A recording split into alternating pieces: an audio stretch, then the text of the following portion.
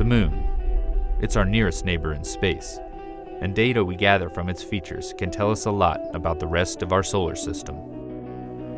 And through the eyes of the LRO spacecraft, we can explore the lunar surface in all new ways, in fascinating detail.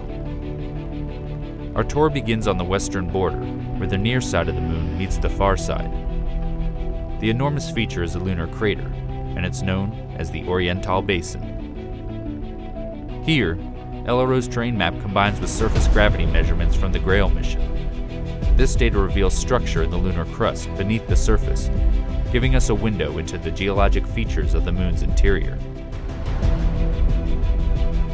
Our next location receives little direct sunlight and has some of the coldest recorded temperatures in the solar system, the South Pole.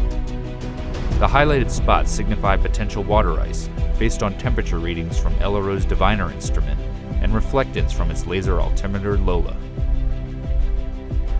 Lola also allows us to peer into the darkness of Shackleton Crater by bringing us this digital elevation model. It's 21 kilometers wide and 4 kilometers deep, but it pales in comparison to the largest known impact crater in the Earth-Moon system, the South Pole Aitken Basin. Sitting on the far side, it's 2,500 kilometers across and 13 kilometers deep. We don't yet know exactly how old the basin is, but it was first seen in the 1960s by spacecraft flying around the far side.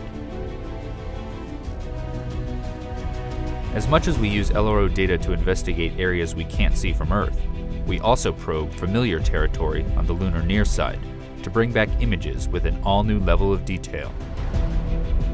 This is Tycho Crater. It's around 100 million years old.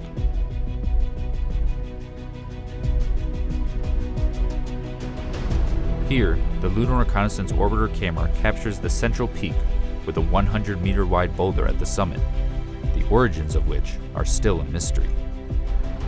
Continuing across the Moon's near side, we will arrive in an area ripe for future exploration due to the diversity of impact and volcanic materials.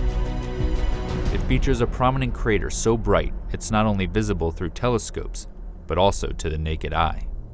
Welcome to the Aristarchus Plateau.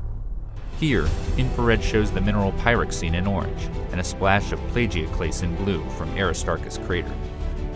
This region can tell us a lot about the rich volcanic history of the Moon.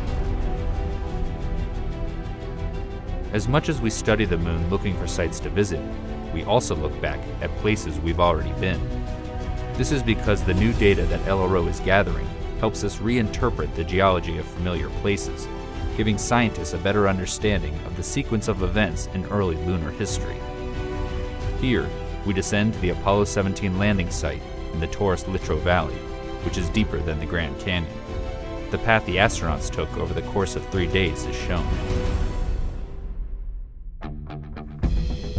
The Lunar Reconnaissance Orbiter camera is even able to capture a view of the bottom half of the Apollo 17 lunar lander, which still sits on the surface, as well as the rover vehicle. These images help preserve our accomplishment of human exploration on the Moon's surface. Moving onward, we make our way to our final destination. This location contains regions that exist in permanent shadow, as well as ones that bask in nearly perpetual light. It's the North Pole. Detailed terrain measurements by Lola allow scientists to model sunlight and shadow at the poles over decades and centuries. Sunlit peaks and crater rims here may be ideal locations for generating solar power for future expeditions to the Moon. This updated visualization of the lunar landscape stands as a testament to the functionality and abilities of the Lunar Reconnaissance Orbiter spacecraft. And as the mission continues to gather data, it will provide us with many more opportunities to take a tour of our Moon.